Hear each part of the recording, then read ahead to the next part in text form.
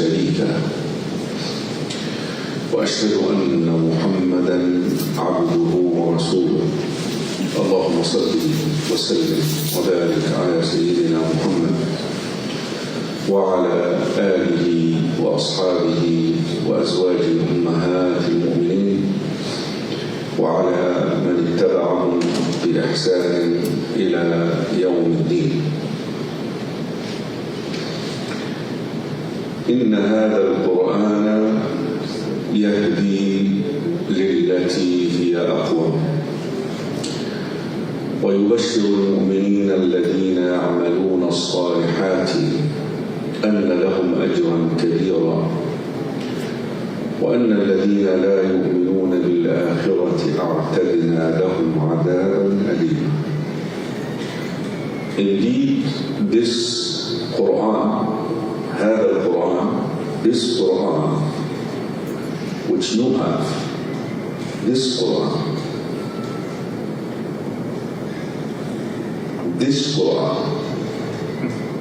that's actually how it's translated. Allah could have said what? Indeed the Quran, right? Indeed the Quran, right? But Allah is saying what? This Quran, yes. No, this is what you have. To show you have something that is what? Special. يهدي للتي هي أقوم, will guide you to the best in this world. If you want the best in this world, this Quran has the manual, the manuscript, the guidelines, the way to do that. Not only that, it gives you glad tidings. It makes you always hopeful.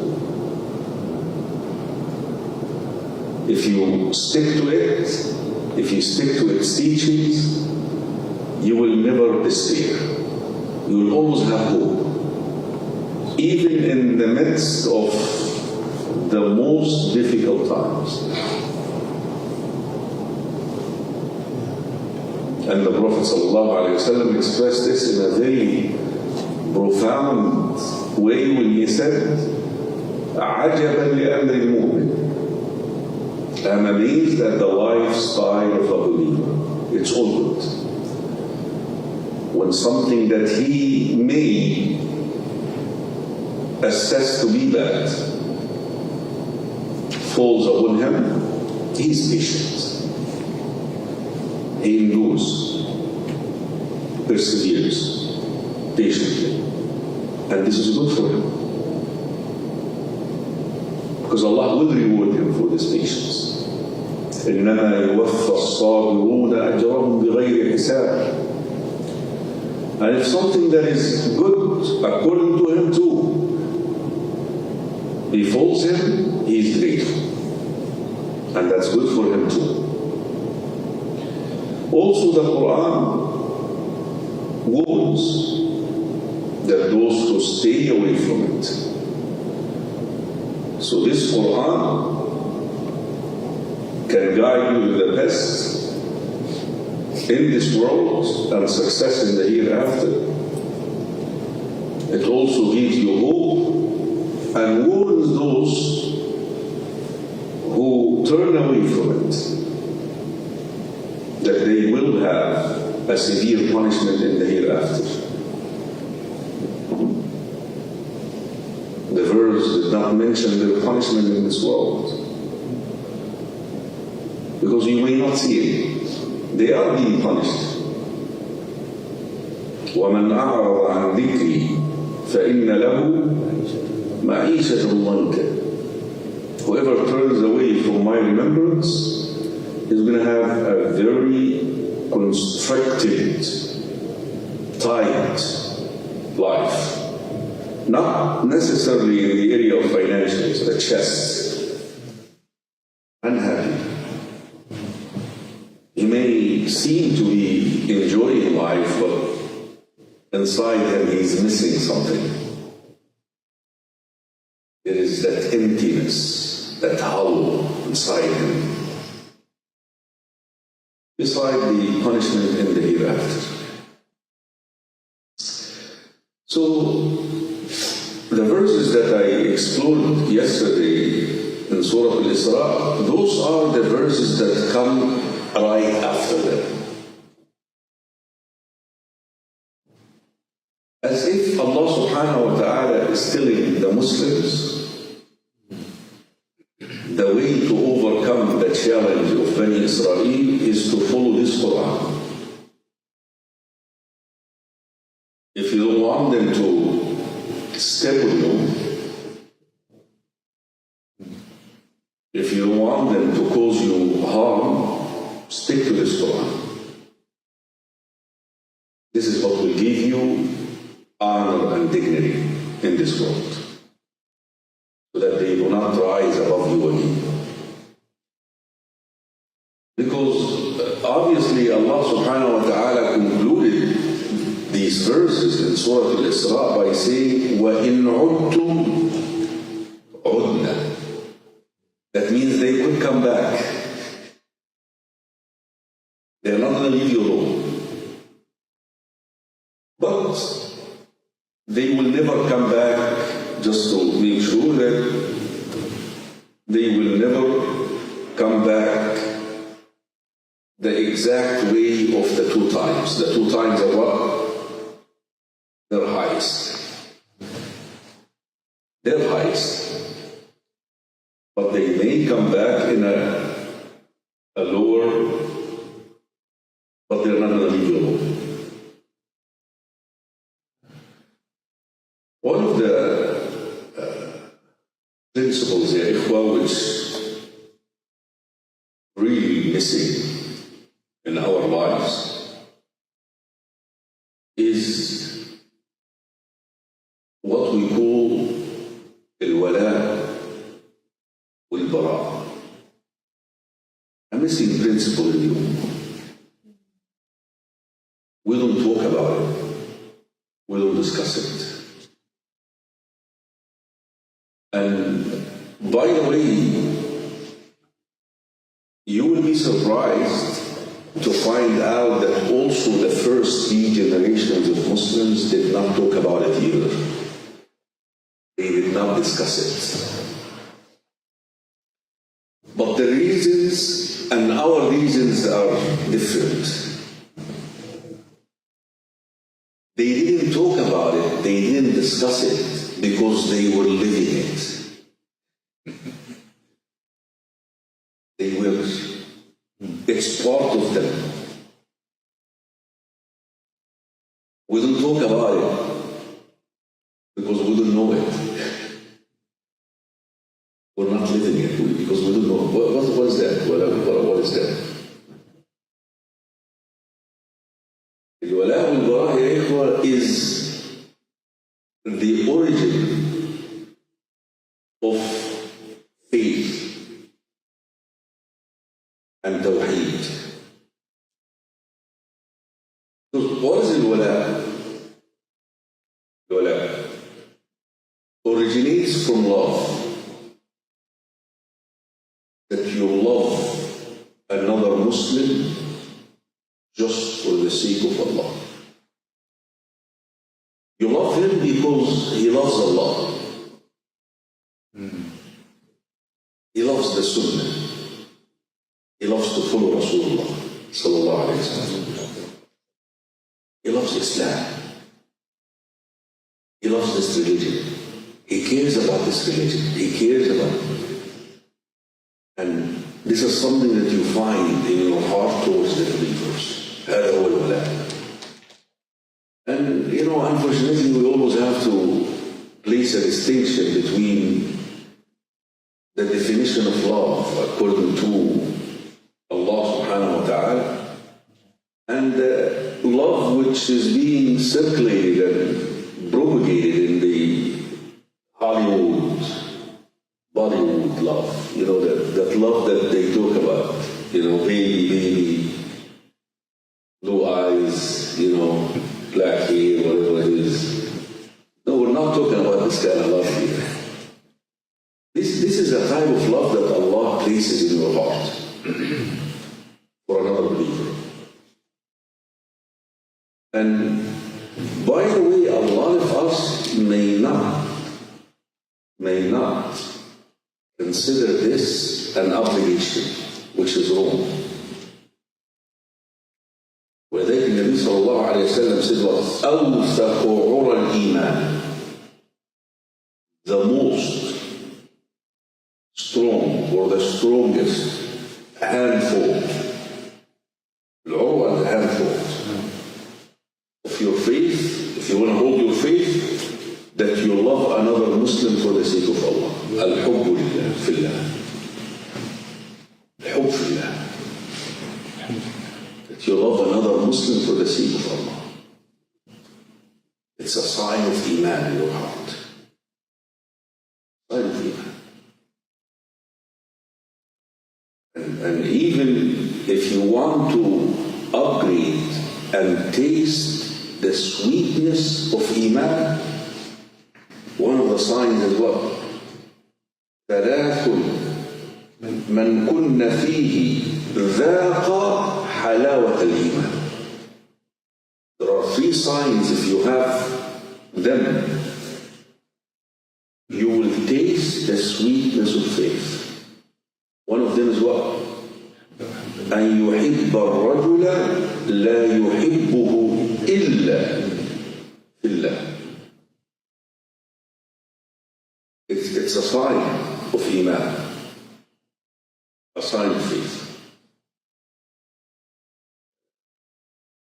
But the love that we're talking about is not just something in the heart. It has to what? Transcend. It has to become actions and sayings. Not enough that you love your brother for the sake of Allah, you have to still what? Help him if he needs help. Aid him. Support him. What Islam tells us is not a gang business here. Also because you love him, if he sees him doing something bad, you're supposed to do what? Stop him. No, actually stop him. Stop him? قال صلى الله عليه وسلم انصر أخاك ظالما أو مظلوما. The Prophet said, Hadith Anas, Sahihayn, aid your brother whether he is oppressed or whether he is an oppressor. The Sahaba said, Ya Rasulullah, we know how to help or aid, support my brother when he is oppressed.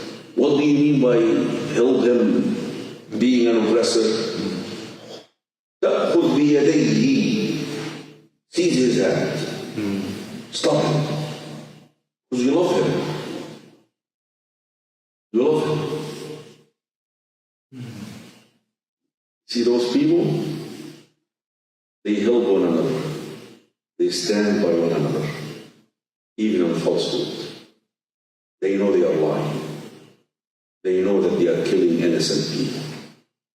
They know that they are destroying houses of people who have nothing to do with this conflict. But a Muslim would not do that. No, I'm sorry, this is haram, I can't do that. I can't be part of that. But them, no. They stand by one another. Islam tells you no. Also, like this love has to be disciplined in a way that you cannot help them to do bad. You cannot also excessively love somebody to the extent that you place them in a rank or give them a status that is not them. The Prophet ﷺ himself, ya ikhwah, refused that. When he started sensing and feeling the Sahaba praising him in a way that he said to them, what? Don't do this, please. لا تطروني كما أطرت النصارى ابن مريم. Don't excessively praise me like the Christians did to Jesus. But say that I am the slave of Allah and His Messenger.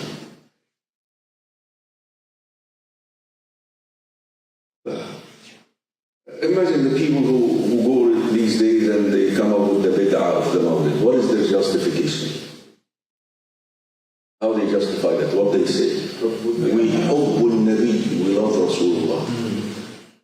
You see, even in Islam, love has to be what? Subjected to what? How to love.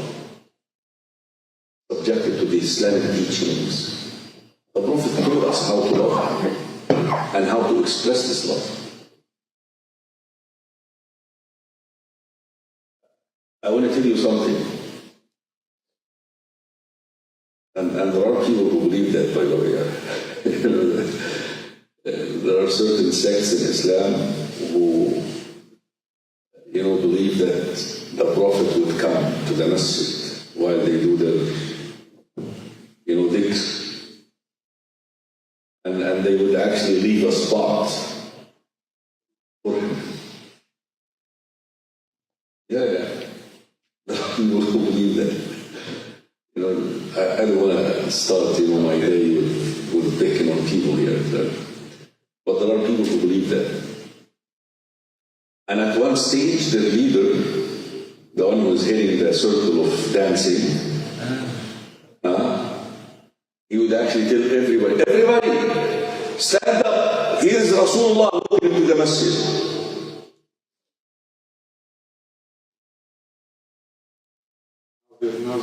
Hazar Nazir, there you go. Imagine that. And this is what? A sci-fi. I mean, this is not fiction. So, imagine Rasulullah ﷺ actually walks into the masjid right now. How would we receive him? Would we stand up? Would we stand up for him? Anas ibn Malik radiallahu anhu says that when the Prophet ﷺ would enter the masjid, we want to stand up. We love him so much so that we want to stand up. But we know he doesn't like it. And would shake his hand while we were what? Can you imagine that? Adherence, obedience. Obedience. Sometimes to express your love for someone that you obey him. Not to go and do your thing because you love him. I'm sorry. That's a fake love. The Rasulullah sallallahu alayhi wa sallam, he said, if you love the one who is above me, قُلْ إِن كُنْتُمْ تُحِبُّونَ اللَّهِ, if you love Allah, follow me. Allah will love you back. Allah will love you back. Don't make your wrong stuff. المحبة, again, I go back to the origin, to the subject, to the theme here, that this love has to be subjected to the revelation and the Islamic teachings. It cannot be to what you desire. And like I mentioned, the ikhwah, it's an imposed love. Now, some of us may ask, how can you impose something on me which I have no control over? Because quite frankly, love is an act of the heart, and the heart is not in your hand. Are you getting this point or not? What is your name? Sohan. Sohail? Sohan. Sohan. My heart, I want you to love Sola. Yalla, love Sola. Can I do that? Can I do that? So, this has to be cultivated here. How can you cultivate and grow something that you don't control? How? Rasul sallallahu alayhi wa sallam giving us the steps to do that. Number one is to deliver the rights of your Muslim brother.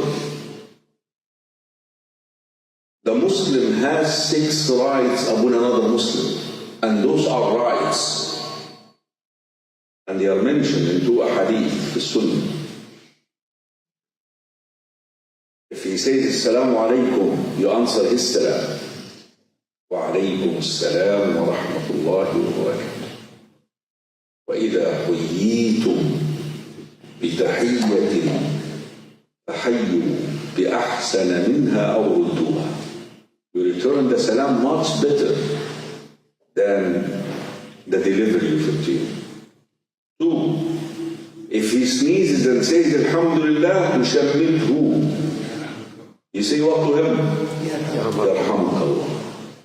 Yarhamuka. 3, if he gets sick, you visit him. 4, if he invites you to his home, to his house, answer his invitation. 5, if he dies, follow his janazah. 6, وَإِذَا اسْتَنْصَحْكَ فَانْصَحْهُ.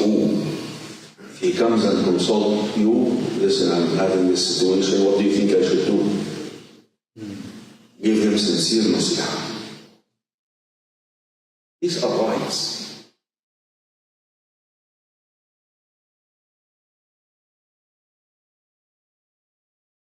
I want to ask you for the sake of Allah, and don't answer me. When was the last time you told another Muslim, I love you for the sake of Allah? That you express this love. هذا في السنة. سيدنا الرسول صلى الله عليه وسلم يقول معاذ بن جبل معاذ. And he swears to him, يا معاذ والله إني لأحبك.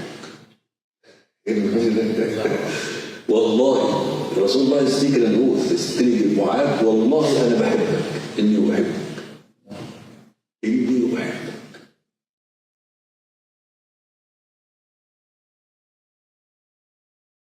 But listen, if you want that relationship, if you want that bond, that's how you do it. And I understand these days, there is, a third gender is evolving. When you go and tell another man I love you, you really have to be careful with that too. It's crazy. So I still remember this. I was at a conference and one of the speakers, a brother from Bahrain, it's his first time to come to America. We've been communicating online. He's a speaker also in the conference. And we've been exchanging messages and phone calls, but we never really physically met. So in the breakfast room in the morning, we were going to have breakfast. So I saw him. So right away, we went into that hugging kind of, hey man, how you doing? And you're supposed to squeeze and do like this and, like really 2 lovers here. Wallahi, all the people in the restaurant.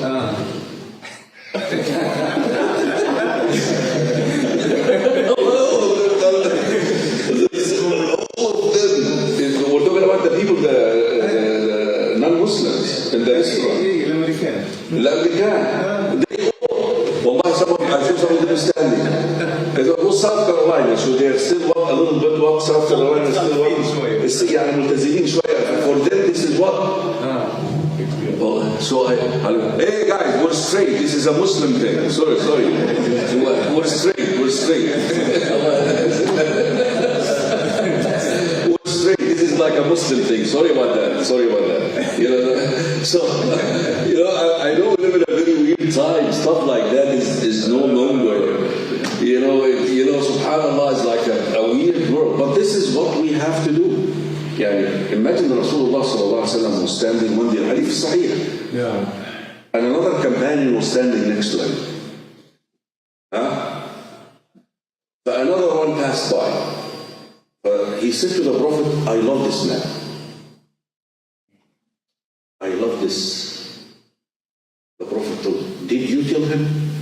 Go and tell him. Oh, listen. I mean, those who are married, doesn't your wife sometimes tell you, you never told me I love you for a long time?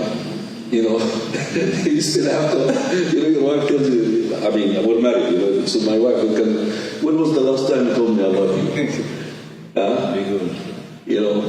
So you have to express that love. You have to, it can't be cold. The relationship between the believers as well. When you sit in a gathering like that, what is the sunnah? That you actually come closer to you, touch one another. And I know that touching now is a problem. Don't touch me. We live in a weird world. But this is really how it should be. That you feel your brother. You feel your brother. You feel your brother. And actually the Prophet would say that this is where Shaitan is trying to separate you.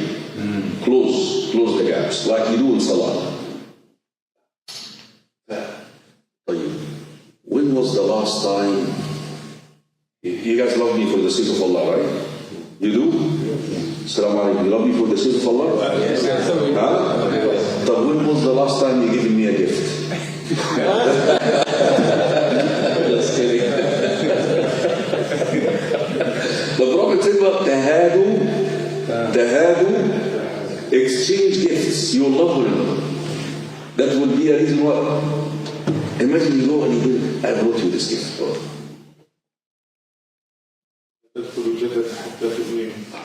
شوف هذا الحديث. لا تدخلوا الجنة والذي نفسي بيده, by the one in whose hand my soul is, you will not be admitted to Jannah until you believe.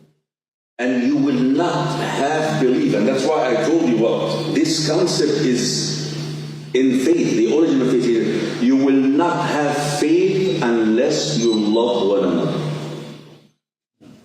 Now, ألا أدلكم على شيء إذا فعلتموه تحاببتم. Shall I direct you to something? If you do, you will love one another. أفشوا السلام بينكم. Spread peace. But the salam here doesn't mean just the salam alaykum. The essence of it. ولذلك look at the definition of a Muslim يبقى في الحديث. How the Prophet defined a Muslim. المسلم من سلم المسلمون من لسانه ويده. The Muslim is the one the rest of the Muslims feel protected from his hand and his tongue. I look at you and I trust you that you're not going to go behind me. And you understand? So you got to have the essence. A lot of us think that the Afshu Salam, spread Salam means what? Just Salam Alaikum. Salam Alaikum. No. The essence of the peace environment, that you feel security, that you feel your brother is going to defend you, is going to take care of you, is going to support you, is not going to let you down. That's Sahaba did this here. Yeah. He did this. Can you imagine leaving your town and coming to another place where you have nothing? and someone receives you, please take half and I will keep half. And I'm doing this for the sake of Allah. Imagine.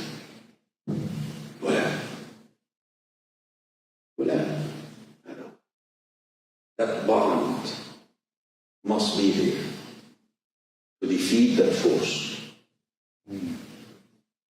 Defeat that force. But without that, we're going to be separated. Easy target. And that's what's happening to the Muslims now. There is a division. There is disunity. That concept is absent in their lives. And it's absent because they don't know about it. People don't speak about it. And normally people do not talk about it because of the other side. What is the other side? Wal-Bara. Because like the origin of al-wala is love, the origin of al-bara is hate. That's where they have an issue, resentment. Al-wala, being loyal, is founded in love. The other term, al-bara, which is, they say this about, or distancing yourself away from somebody, is founded on hate, because I hate this. Like you love Allah, you love Rasulullah, you love the religion of Islam, and you love the believers, then you align with those things. You must hate what Allah hates. You must hate what the Messenger of Allah hates. And also, you have to hate those who love the things that Allah hates. Inshallah, I'll be done in 5 minutes, okay? Not like a lecture here. Supposed to be a khatira. 5 minutes, inshallah. But again, like your love has to be subjected to the teachings of Islam, also hate has to be subjected to the teachings of Islam. And that's what non-Muslims don't understand, and this is what Muslims have to explain. That what I have in my heart, like I said a minute ago, I have no control over it. But this will not interfere with the way that I treat you, with the way that I interact with you. As long as you are not combating, you're not fighting, you're not hostile to me. If you're kind to me, if you're nice to me, if you're fair to me, I'll be fair to you. You're getting that? وَلَا يَجْرِمَنَّكُمْ شَنَآنُ قَوْمٍ عَلَىٰ أَلَّا تَعْدِلُوا اعْدِلُوا هُوَ أَقْرَبُ لِلتَّقْوَىٰ. Do not let the hate that you may find in your hearts towards someone push you towards injustice. Be just and fair. As long as the person is well. Because we have the text in the Quran, we have things, don't take them for friends, don't take... But that text has to be what? Contextualize it. You have to place it in context. This is if they are hostile. يا أيها الذين آمنوا لا تتخذوا اليهود والنصارى أولياء. We have that in the Quran. But this applies to what? To individuals who are hostile to Muslims. Who are... And hostile by it doesn't mean that physical. It could be intellectual. Like the people who attack Islam intellectually. People who make fun of Islam. You shouldn't be hanging around those people. You shouldn't take them for friends and so forth. Again, the point I think I'm trying to make here is, like love is subjected to the teachings of Islam, also hate. That resentment, which is Aslul Bara, which is the origin of your Bara, has to be also subjected to the teachings. I'll tell you a story in conclusion here, so hopefully you can get the concept. Umar ibn al-Khattab radiallahu anhu used to have a brother. His name is Zayd. Zayd ibn al-Khattab. Zayd, by the way, became a Muslim before Umar. And Zayd was sabiq in Islam and Umar. Umar used to love him. He was his special brother, you know, one of those special brothers. So in Harb al-Ridda, the war of the apostasy during the time of Abu Bakr, Zayd was killed in one of the battles, Yamama. The companions tell you that we could see the impact on this one, Umar. How sad, how the death of his brother got to him. So much so that actually he started losing weight. And his killer, his name is Abu Maryam. His kunya, his nickname. Abu Bakr died, radiallahu anhu. Umar became the Khalifa. And one day he was distributing zakat to the Muslims. And he spots Abu Maryam standing in line, the killer of his brother. Obviously he became what? A Muslim. No, Abu Maryam became a Muslim. Right? That's why he's here. He's a Muslim. So he killed his brother when he was what? Kafir. And he accepted what? Islam. But he's coming not only to be in front of Umar, but to take what? Exactly. And guess who's going to give him? So when he approached Umar, he looked at him and he said, Inni la uhibbuk. I don't love you. I don't like you. Umar said that to him. I don't like you. Shuf what the man said to him, Abu Maryam, أَيَمْنَعُنِي هَذَا حَقِّي. Is it now because you don't love me, this will deprive me from my right? He said, no, here is your right, but just keep your distance. Islam is like, you see that's the top of the line. Rights are rights. Sometimes you may what? By the way, the same thing happened with who? Anyone knows who? The Prophet and who? Wahshi, the killer of Hamza. He said to him, please. Because there are sometimes certain things, you're a human. You're a human. But again, do not allow this what? To push you to eat up the right of the person. Be just and fair. This is the concept that we need to develop in every Muslim community to build that ummah back.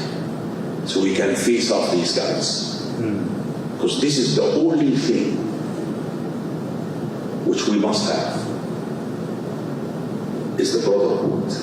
Again, reviving, rekindling this principle in our communities.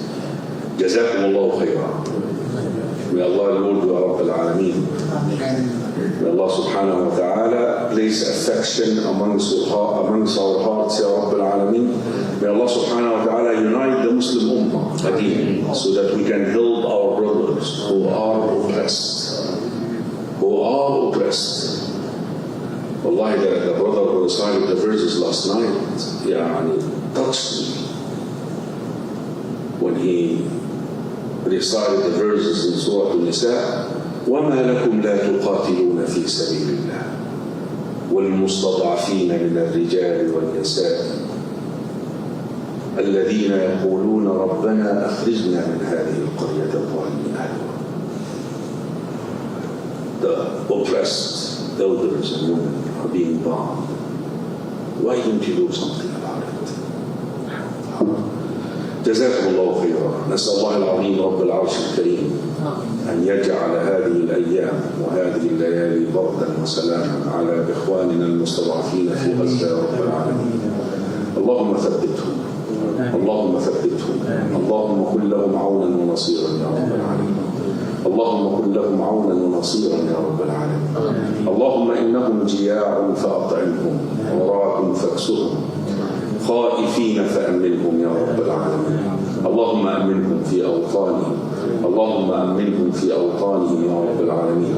اللهم يا مجري السحاب ويا منزل الكتاب ويا هازم الأحزاب زلزل الأرض من تحت أقدام أعدائهم يا رب العالمين، وانصرهم عليهم يا رب العالمين. جزاكم الله خيرا. السلام عليكم ورحمة الله وبركاته. وعليكم السلام.